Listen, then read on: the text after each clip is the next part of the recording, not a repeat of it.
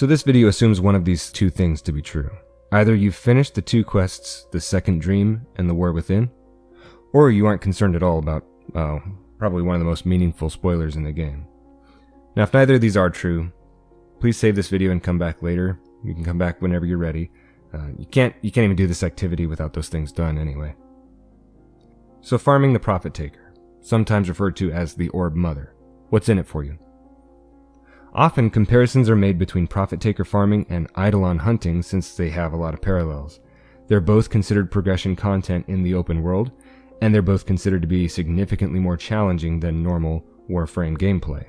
This should be quickly covered so that you can understand the specifics of their parallels and their differences.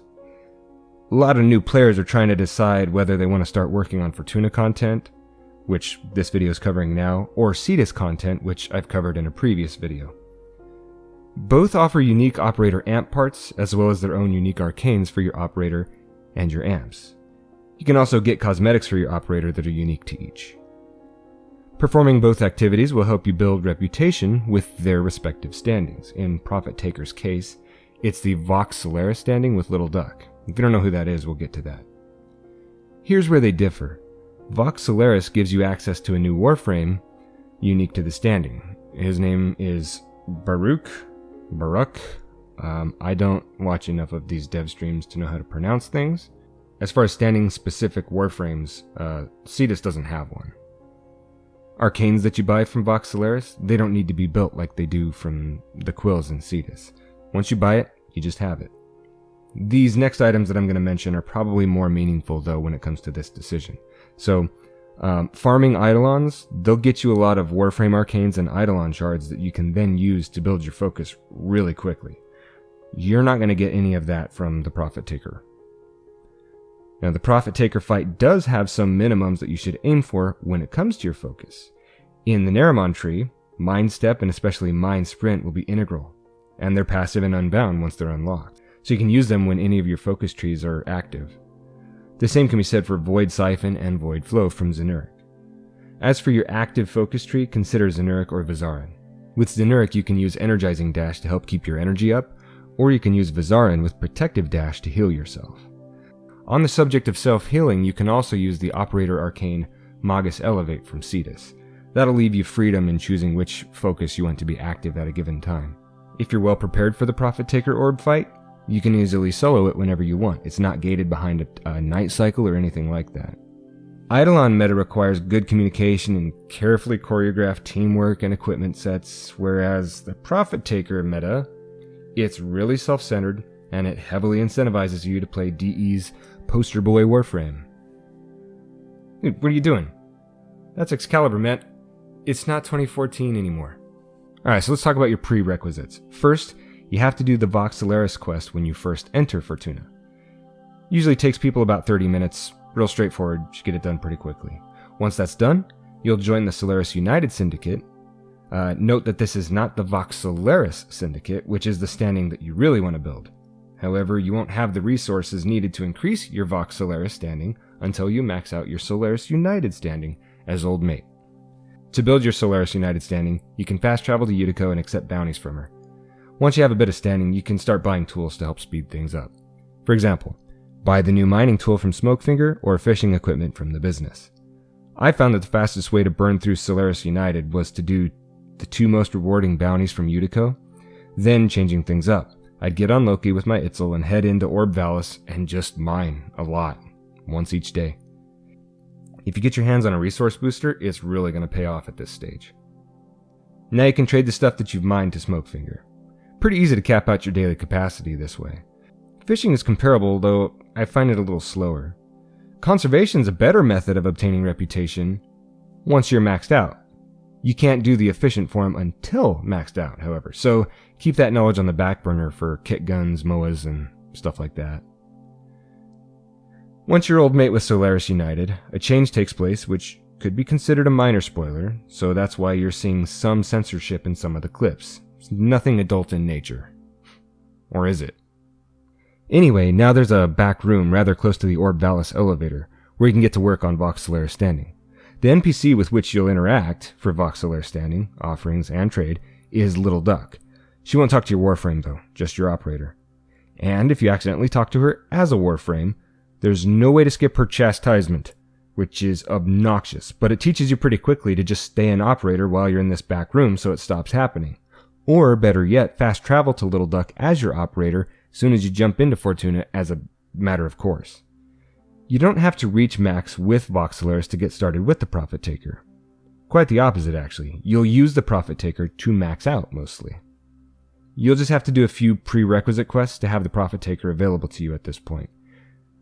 They literally only need to be done once, per account, not per day. Do not bring Octavia for part 2 of phase 1.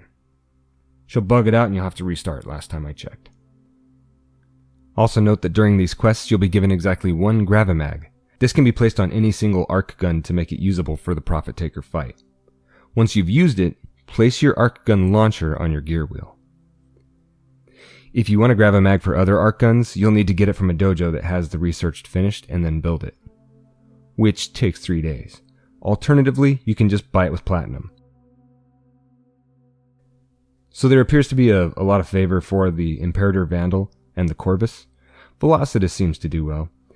These are the arc guns that I typically see being recommended for the fight. The only other arc gun outside of these that I experimented with was the Fluctus. In Arcwing missions, the thing's amazing. It's not amazing on the ground. I do recommend that you properly forma whichever gun you choose and make sure that it's fully modded. This is the Profit Taker. She's considered a Arachnoid mob, and she usually sits on top of the enrichment lab, when she's not being engaged in this quest anyway. It won't attack you unless the alarm level, raised by the beacons that the Corpus use sometimes, reaches 3 or higher. At this point, it will start attacking you, but you won't be able to fight it in this context. During the quest, the pieces are now in place through the story that make it killable. So for the quest, to start it up, speak with Yutiko in the back room and head into Orb Valis. You'll see a red marker that you can head over to. The first thing you'll probably notice is the large green icon on its face. These icons are indicative of which element that its shield will be vulnerable to. Lore-wise, you may notice similarities to this mechanic and the Sentients. This is because of the idea that the Corpus are learning to use sentient tech. So it's best to have your different damage types on all 3 of your non-arc gun weapons. As an example, my Arcoplasmor has cold and radiation, my Catchmoon Kit Gun has heat and corrosive, and then my Redeemer, I mess around with it a little bit. Right now I'm experimenting with blast, viral, electricity, even gas sometimes. Anyway, after a certain amount of shield damage, the damage type will change again. If you don't have any means of dealing the type of damage seen on the orb's forehead, consider these options. You can wait for the damage type to cycle on its own, which takes 20 seconds, or you can cycle its damage vulnerability by inflicting void damage on it. It's usually done with your amp or your void dash in your operator. Whenever it cycles, there's a cooldown of 5 seconds before it can be cycled again. So you can't really spam your amp to get the damage vulnerabilities that you want. The cycle appears to be the same during each orb fight, I think, but once you start a new session, the cycle order will change to a new random order. However, here's a key consideration. If you're in a group, please consider your teammates. Even if you don't have the cold damage, for example, that it's asking for, your teammates might. So don't force the cycle unless you either know that nobody has brought that damage type, or go ahead if it's been a decent amount of time and you feel confident that a cycle needs to take place. I've read that radiation and cold damage are the most effective damage types against the orb, so make sure someone's bringing these 2 damage types on a good weapon. I also suggest radiation on your arc gun. When the shields have been depleted, the body of the orb will become invulnerable, but the legs will become vulnerable to actual damage from your arc gun, so now you'll want to summon it. Alright, so your arc gun. Let's take a second to look at that. Summoning it from the gear wheel can prove to be really frustrating, especially if you're not the host and the host either has high ping or their machine is just not capable of handling all the demands of this fight. It's a graphic intensive fight and there's a lot of stuff going on. You could find yourself pressing this button over and over again, even though it is off cooldown. I'm going to be honest, if you're not the host, this is actually going to happen a lot. At the end of the video, I'll have player etiquette suggestions to hopefully help to reduce just how big of a problem that this is, but just be prepared. Also, I found that binding a key to that slot of your gear wheel makes it somewhat easier to summon it. While you're at it, I recommend doing the same for your Arcwing launcher. you can't just summon and unsummon your arc gun willy-nilly either. If you summon your arc gun and use all of its ammo, then unequip it, you won't be able to put it back on again for 5 minutes. But if you use less ammo, the cooldown reduces, which makes it more manageable. So ammo conservation becomes a pretty good tactic here. Also, there are corpus mobs during the fight that are clearly carrying a big frickin' fluctus. Pardon my French. Killing these guys is a guaranteed drop of a heavy weapons ammo container, which will refill your arc gun and reset the cooldown. Be tactical in your use of these ammo drops though. If now isn't a good time to grab it, mark where it drops so you can find it again later. You may not want to have fetch or vacuum on for this reason as well. Now that we're a bit more clear about the arc gun, what are you going to do with it? You shoot out all 4 legs of the Orb Mother. This is a key situation to show how Chroma, with his Vex armor, excels for this fight. He just clobbers these legs compared to other frames. Consider also how nice this is for ammo conservation. By virtue of this, he's using less, thus reducing his arc gun deployer cooldown. Once the legs break, the body of the orb will fall to the ground, and you can shoot the body with your arc gun. Once the body hits 75%, the orb will become invulnerable, and you're in a transition phase. The orb will start summoning these things called pylons, which they'll need to be destroyed. But there will be a few seconds between this milestone and when those pylons start spawning. I generally use this time to clear out mobs a bit, and establish locations of heavy ammo drops. So now 4 pylons have spawned. They have what can be likened to a frost glow snow around them, so you can't break them without getting inside.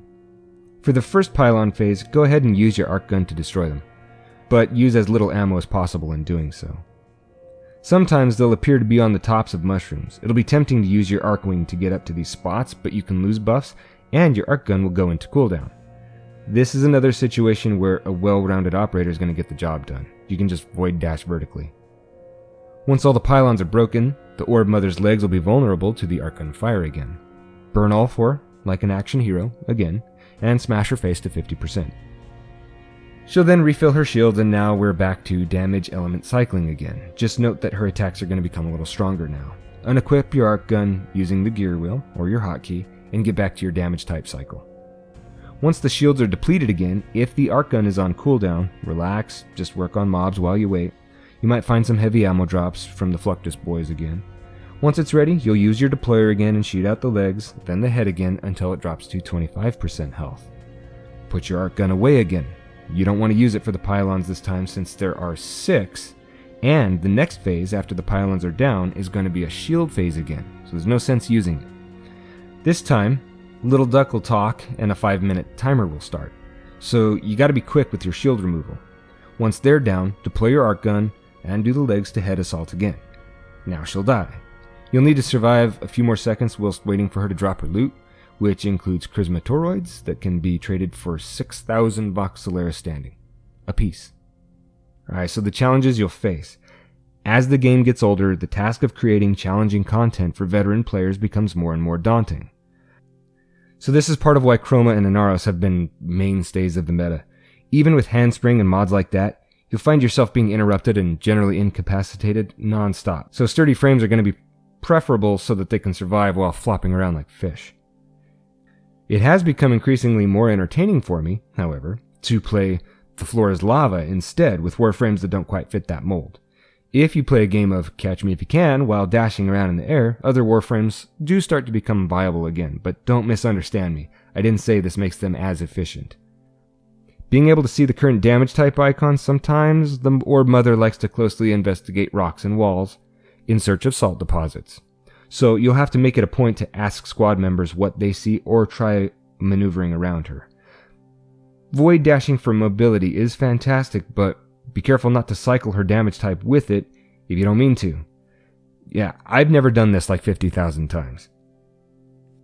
Like with Eidolon hunting, Arcane Nullifier on your Warframe is going to save you a lot of energy problems with all that magnetic damage. Guardian's going to help too. For your weapons, I usually see that Arcoplasmor is the generally accepted primary. Catch Moon Kit Gun for a secondary. That's usually pretty good, and you should be able to get one by now since you should be maxed with Solaris United. And then as far as melee is concerned, if you don't feel like being your dad's kid boots again, like when you were 4 years old, I see a lot of people going with Gunblades like the Redeemer Prime. That's what I use. If you're still having trouble surviving as Chroma, give Inaros a try in a pub. He's definitely the better survivor, and that will seem nice until the DPS check hits at the end. Then you'll wish you had Vex armor, but hey, chances are slim to none that there won't be at least 2 chromas in the party to do that last bit. So you haven't been dead weight, and you've stayed fairly useful. Now for that etiquette I was talking about. If you know that your connection is bad, or that your computer usually makes a bad host because people are usually complaining, for example, and you know that you need to be in a party with others to complete what you're trying to do, especially this Orb Mother fight, please consider going into your options, gameplay, PC type, and setting that to laptop. I don't care if you're actually using a laptop, it just seems that the only difference that this really makes is whether or not you're chosen to be the host of sessions most of the time. If you're on Chroma, try to position yourself under the orb as she's dying, and then summon your effigy as she is actually about to die. Might help to go into Operator and Void Dash around to throw mobs away from the effigy. Anyway, when she dies, you can increase the amount of credits dropped. It's kind of a why not try thing. If you're in a party and your pet has a tendency to die a lot, please just bring a sentinel so that when it dies, it just dies. It gets really annoying trying to decipher if a res is in order when Mr. Snugglepoops has been down for 96% of the fight. I would like it to mean something when I see red text or red icons on my screen. If you're seasoned at this and you want to start diversifying the experience, I do recommend trying out new Warframes. For example, I'm able to solo the fight on Frost now just fine. The reason I think people should do this is because I have the sneaking feeling that there's a group composition out there somewhere that coordinated teams could use that's a lot more fun than 4 chromas. That'd be nice to see, and we'll never see it if people don't try.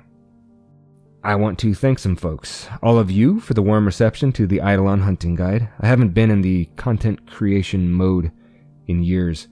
This kind of relit the fuse, and that's been nice.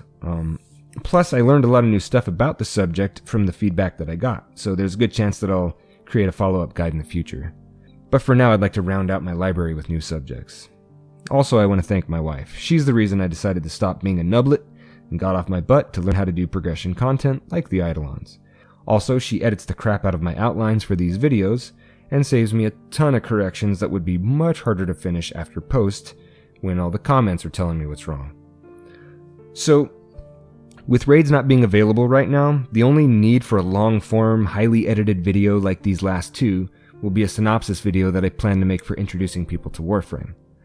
Since your first few days in the game are so much different from what your veteran experience will be, it's just the story's really good, but the ramp up is so slow that a lot of people don't stick around for the hook. But that video is going to be a huge endeavor, and I plan to disperse a lot of content in between. This is where you guys come in. Obviously, you'd like more videos that serve as guides. Even though I've hammered out 2 of the more exhaustive pieces of content in the game, there's still plenty of kindling for small hitters. I could make videos about stuff like solo corrupted mod farming, or how to do spy missions. There are a lot of people out there who haven't been doing it for 5 years. That's easy, no problem. But what other subjects are out there that you really wish you had a good video for so that you could just point people to it? Like, are you one of those players that finds themselves constantly explaining stuff to new players? If so, what are the most common things that you're asked? Let me know. Maybe I can save you some breath. So for now, this is still a new channel. If you're watching this, you can help shape what the content of this channel will be. So, let me know. If you want to see more future videos, you know what to do. Cheers, and don't let your grandma bite you.